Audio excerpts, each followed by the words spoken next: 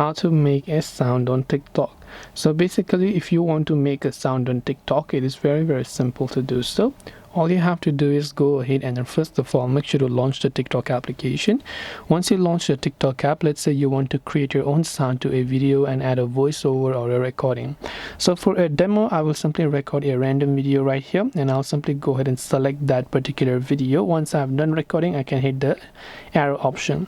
On the right hand side, I can just see this mic icon that says voice, right? If you don't find it, you can just expand this menu right here, tap on voice, and you can choose a certain voice by using a certain tone, or you can tap the record option right here and you can just hit the record button, and then you'll be able to record your custom audio. Once you've done recording, you can label this as an original sound, tap the done option, and that voice will be added on top of your video. It's as simple as that.